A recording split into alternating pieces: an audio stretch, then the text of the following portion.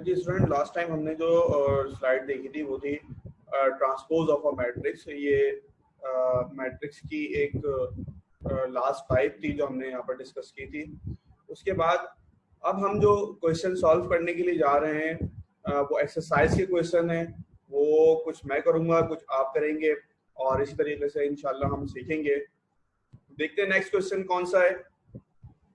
Solution Question number 1 from above theory, you can easily identify each matrix in this question yourself. यानी बहुत simple सा है। कुछ matrices आपको दिए जाएंगे क्वेश्चन नंबर 1 में, एक्सरसाइज के अंदर, एक्सरसाइज 4.1 के अंदर, और वो आपने आइडेंटिफाई करने होंगे कि कौन सी टाइप होगी मैट्रिक्स की। तो ये उसी सूरत में हो सकेगा जब आप टाइप ऑफ मैट्रिसेस अच्छी तरीके से पढ़ लेंगे। क्वेश्चन नंबर 1 ये टास्क है आपके लिए, ये आप खुद करेंगे और अगर कोई मसला हो तो आप कमेंट्स में लिख सकते हैं। क्वेश्चन नंबर 2 की तरफ हम जाते हैं। क्वेश्चन नंबर 2 क्या कह रहा है आपसे? Write down the matrices of the coefficients of x, y and z in the following system of linear equations. Students, कुछ इक्वेशन आपको दी गई हैं यहाँ पर जो आपको नजर आ रही हैं। ये दो इक्वेशंस हैं। कर्सर अगर आपको दिखा सके, ये दो इक्वेशन आपको दी गई हैं और यहाँ पर x, y, z के कोएफिशिएंट्स भी गिवन है दोनों इक्वेशन में। इसके साथ साथ कुछ कांस्टेंट भी गिवन है। आपने एक तो इनका मैट्रिक्स बनाना है, इसके साथ साथ also find their additive inverse, और इनका एडिटिव इनवर्स भी मालूम करना है। तो पहले हम ये देख लेते हैं कि इन इक्वेशन को हम मैट्रिक्स की फॉर्म में कैसे कन्वर्ट करते हैं। ये जरा देखिएगा सॉल्यूशन में। अगर मैं पहली इक्वेशन की बात करूं तो इस पहली इक्वेशन में x का कोएफिशिएंट 3, y का कोएफिशिएंट 2, z का कोएफिशिएंट 8, तो ये तीनों कोएफिशिएंट फर्स्ट रॉ में आ जाएंगे। इसी तरीके से अगर मैं सेकंड इक्वेशन की बात करूं तो x का कोएफिशिएंट 5, y का कोएफिशिएंट 8, z का कोएफिशिएंट -4 होगा, जो कि आपको सेकंड रॉ में एलिमेंट्स नजर आ रहे हैं। तो ये आपने इक्वेशन को कन्वर्ट कर दिया मैट्रिक्स की फॉर्म में।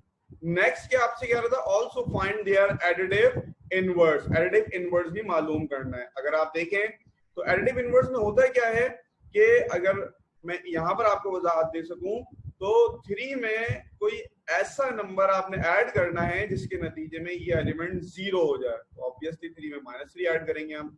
इसी तरीके से 2 में मैं कौन सा एलिमेंट ऐड करूं जिसके नतीजे में ये 0 हो जाए, यानी -2 ऐड करूंगा। इसी तरीके से 8 के अंदर -8 ऐड करूंगा एंड सो ऑन, सिलसिला चलता रहेगा। यानी आसान अल्फाज में हम ये कह सकते हैं कि इन यही एलिमेंट्स होंगे मगर साइन ऑपोजिट हो जाएंगी। जैसा कि नेक्स्ट स्टेप में एडिटिव इनवर्स इज -3। -3 किसका है? 3 का एडिटिव इनवर्स है। -2 किसका एडिटिव इनवर्स है? 2 का। -8 एडिटिव इनवर्स है 8 का। इसी तरीके से आप लास्ट रॉ भी देख सकते हैं। ये क्वेश्चन नंबर 2 है। क्वेश्चन नंबर 2 का फर्स्ट पार्ट है, ये मैंने आपके सामने सॉल्व किया। बहुत सिंपल सा था ये कि इक्वेशन को आपने कन्वर्ट करना है मैट्रिक्स की फॉर्म में, तो ये आपको कन्वर्ट करके दिखा दिया। नेक्स्ट देखते हैं होम टास्क के तौर पे, ये आपने खुद करना है। क्वेश्चन नंबर 2 का सेकंड पार्ट, ये बहुत आसानी से आप सॉल्व कर सकते हैं। यहाँ पर भी 2 इक्वेशन दी जाएंगी या 3 इक्वेशन दी जाएंगी और आपने इसको मैट्रिक्स की फॉर्म में कन्वर्ट करना। नेक्स्ट देखते हैं स्लाइड में, write down in tabular form. Tabular form में आपने लिखना है। टेबुलर फॉर्म का मतलब क्या है? क्या मतलब क्या हम टेबुलर फॉर्म में लिखना है? प्रीवियस स्लाइड में अगर हम जाएं तो ये जो मैट्रिक्स लिखे हुए हैं ये in the form of tabular है। ये टेबुलर फॉर्म में ये मैट्रिक्स और ये मैट्रिक्स, ये दोनों मैट्रिक्स टेबुलर फॉर्म में लिखे हैं। इसका मतलब हमें जो मैट्रिक्स चाहिए इस क्वेश्चन में वो हमें टेबुलर फॉर्म में चाहिए, और वो क्या होगा? ये सिंबॉलिक फॉर्म में गिवन है हमें। सिंबॉलिक फॉर्म का मतलब सिंबल की सूरत में गिवन है, और ये मैं आपको स्टार्ट में बता चुका हूं कि मैट्रिक्स को हमेशा कैपिटल X से डिनोट करते हैं, मगर इसके एलिमेंट्स स्मॉल लेटर में हो सकते हैं, जैसे यहाँ पर X गिवन है। यहाँ पर सबसे पहले रॉ लिखी जाती है और फिर बाद में कॉलम लिखा जाता है। इस तरीके से इसका मतलब आई रॉ है, जे कॉलम है। इसका मतलब 3 रॉज होंगी और 4 कॉलम होंगे। हमें एक ऐसा मैट्रिक्स फॉर्म करना है, बनाना है, जो कि एक्स मैट्रिक्स होगा। इसके एलिमेंट स्मॉल एक्स होंगे, मगर 3 रॉज होंगी और 4 कॉलम होंगे। जैसा कुछ इस तरीके से आप देख सकते हैं कि ये 3 रॉज यहाँ पर मौजूद हैं और कॉलम यहाँ पर 4 कॉलम मौजूद हैं।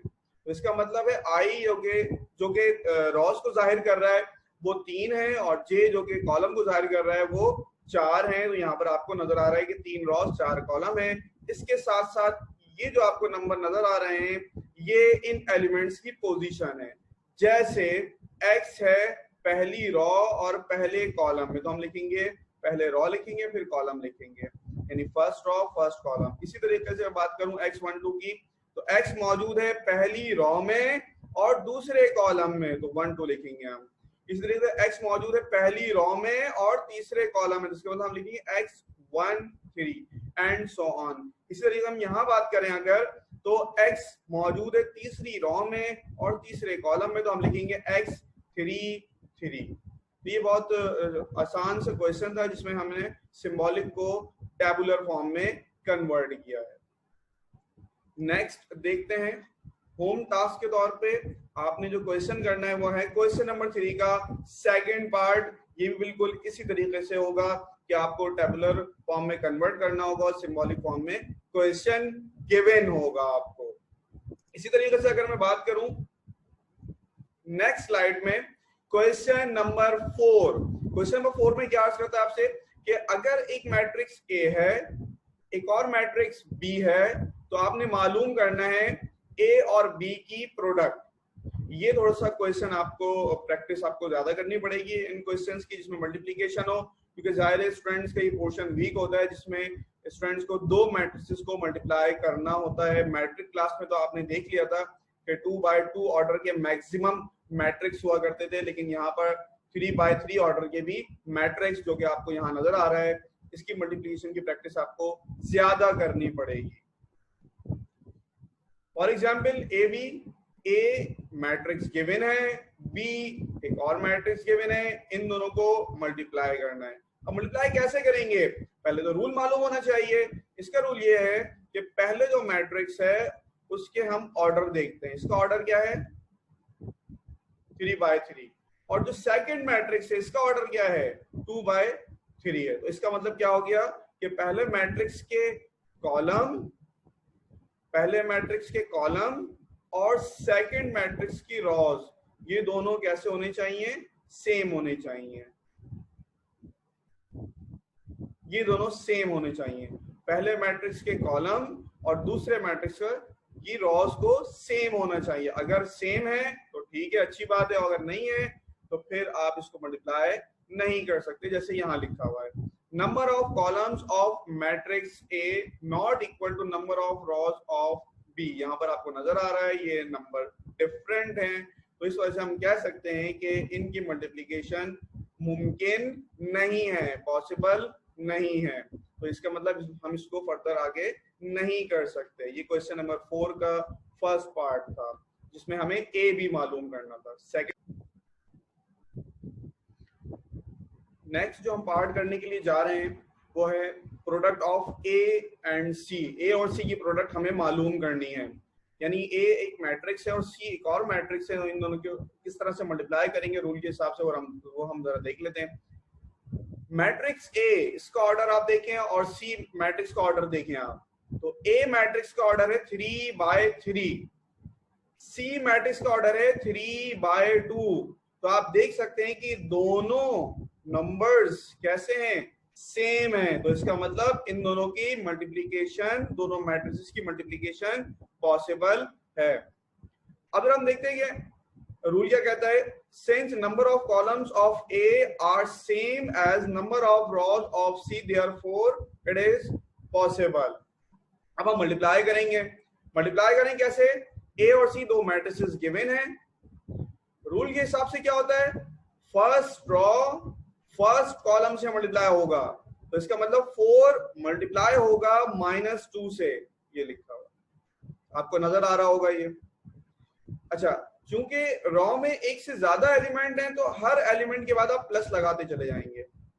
नेक्स्ट, जब 4 -2 से मल्टीप्लाई हो जाएगा तो फिर आप प्लस साइन लगाएंगे, फिर 2 मल्टीप्लाई होगा -4 से, तो ये हो गया 2 मल्टीप्लाई बाय -4, फिर प्लस की साइन आएगी, फिर 0 मल्टीप्लाई होगा 1 से, ये 0 मल्टीप्लाई बाय 1।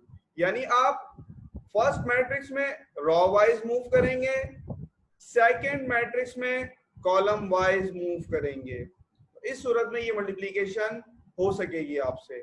इसी तरीके जरा देखिए आप, फर्स्ट रॉ सेकंड कॉलम को आप मल्टीप्लाई करेंगे, यानी 4 -3 से मल्टीप्लाई होगा, ये हो गया, प्लस फिर 2 मल्टीप्लाई होगा 0 से, ये हो गया मल्टीप्लाई, प्लस फिर 0 मल्टीप्लाई होगा 3 से, तो ये मल्टीप्लाई हो गया 3 से। इसी तरीके से सेकंड रॉ फर्स्ट कॉलम, ये आ गया एलिमेंट्स। इसी तरीके से सेकंड रॉ सेकंड कॉलम, ये रॉ आ जाएगी।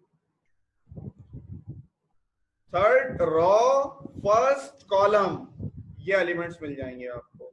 और लास्ट में थर्ड रॉ सेकंड कॉलम, ये लास्ट एलिमेंट मिल जाएगा। ये ख्याल रखिएगा, ये एक पूरा एलिमेंट कंसीडर होगा क्योंकि अभी सिंप्लीफिकेशन हुई नहीं है, इस वजह से मैं कह रहा हूँ। ये नेक्स्ट स्टेप में देखते हैं, ये सिंप्लीफाई हो गया, आपको बता दिया गया है 4 जब -2 से मल्टीप्लाई होगा -8 प्लस, अच्छा ये -4 2 से मल्टीप्लाई होगा तो ये 8 हो जाएगा, मगर माइनस और ये प्लस माइनस हो जाएगा, तो 4 2 8 हो जाएगा, प्लस ये 0 हो जाएगा, ये 0 हो गया। इसी तरीके से 5 2 टाइम -10, 6 -4 -24, 7 1 टाइम 7, -3 -2 6, 4 -1 -4 टाइम्स -4, 9 1 टाइम 9 हो जाएगा। यहाँ पर अगर आप देखें तो इसी तरीके से जिस तरह यहाँ मल्टीप्लिकेशन आपने की, इस तरीके से यहाँ पर भी मल्टीप्लिकेशन हो जाएगी। 4 -3 -12, 2 into 0 0, 0 into 3 0, 5 into -3 -15, 6 into 0 0, 3 into 7 21, last में यहाँ से 9 आ जाएगा, 1 into 0 0, 9 into 3 27। ये एलिमेंट्स फर्दर कुछ सिंप्लीफाई होके हमें इस तरह से मिल जाएगा मैट्रिक्स कि -8 -8 -16 सेम साइन है तो ऐड हो जाएंगे, मगर साइन वो आती है जो दोनों के साथ होती है। -12 as it is, -10 -24 plus 7 add कर लेंगे आप, -27, -15 प्लस 21 6 आ जाएगा, 6 -4 9, आप इसको सिंप्लीफाई करें 11 मिल जाएगा आपको, और 9 + 27 36 आ जाएगा। ये ए सी दो मैट्रिसेस थे, इन दोनों को आपने मल्टीप्लाई किया है तो इसका रिजल्ट ए और सी आया है। इसी तरीके से अगर हम देखें नेक्स्ट क्वेश्चन या नेक्स्ट पार्ट इसका, ए स्क्वायर। अच्छा ये याद रखिएगा कि मैट्रिसेस में स्क्वायर मालूम इस तरीके से नहीं कर सकते आप जिस तरीके से आप नंबर्स मालूम करते हैं। यहाँ पर स्क्वायर मालूम करने का तरीका सिंपल ये होता है कि ए स्क्वायर का मतलब होगा ए मैट्रिक्स को मल्टीप्लाई करते हैं आप ए मैट्रिक्स से, तो ये ए और ए दो सेम मैट्रिक्स हो जाएंगे, ये ए मैट्रिक्स और ये एक और ए मैट्रिक्स। अब आपने इन दोनों को मल्टीप्लाई करना है, इन दोनों को जब आप मल्टीप्लाई करने के लिए जाएंगे तो वही आप देखेंगे कि इसका ऑर्डर क्या है 3/3, इसका ऑर्डर क्या है 3/3, तो उसका मतलब इसके कॉलम और इसकी रॉस की तादाद सेम है। जब आप मल्टीप्लाई करने के लिए जाएंगे तो फर्स्ट रॉ और सेकंड मैट्रिक्स के फर्स्ट कॉलम को मल्टीप्लाई करेंगे। फर्स्ट मैट्रिक्स में फर्स्ट रॉ, सेकंड मैट्रिक्स में फर्स्ट कॉलम को मल्टीप्लाई करेंगे, तो 4 × 4 ये आ गया, फिर प्लस साइन आ जाएगी, 2 × 5 ये आ जाएगा, प्लस 0 × -3। इसी तरीके से अगर मैं बात करूं फर्स्ट रॉ सेकंड कॉलम, तो इसका मतलब क्या हो जाएगा 4 × 2 ये आ गया, प्लस 2 × 6 ये आ गया, प्लस 0 × 1 ये आ गया एलिमेंट। इसी तरीके से आप फर्स्ट रॉ थर्ड कॉलम को मल्टीप्लाई करेंगे तो 4 × 0 0, 2 into 7 प्लस 0 into 9, ये आ गया आपके पास। ये मैंने फर्स्ट रॉ को आपको बताया इस तरीके से। जब आप इन दोनों रॉस को इन तीनों कॉलम से मल्टीप्लाई करेंगे तो कुछ रिजल्ट्स इस तरीके से आएंगे जो कि आपको स्क्रीन पर नजर आ रहा है। नेक्स्ट स्टेप बहुत आसान है, सिंप्लीफिकेशन का है। यहाँ से 16, यहाँ से 10, यहाँ से 0, ये आ जाएगा। 8, 12, 0, ये आ गया आपके पास। 0, 14, 0, ये आ गया। इसी तरीके से 20, 30, -21, ये आ गया। नेक्स्ट 10, 36, 7, ये आ जाएगा। इसी तरीके से बकिया एलिमेंट्स भी आ जाएंगे। ये सिंप्लीफिकेशन तो बहुत आसान है, आप खुद भी कर सकते हैं।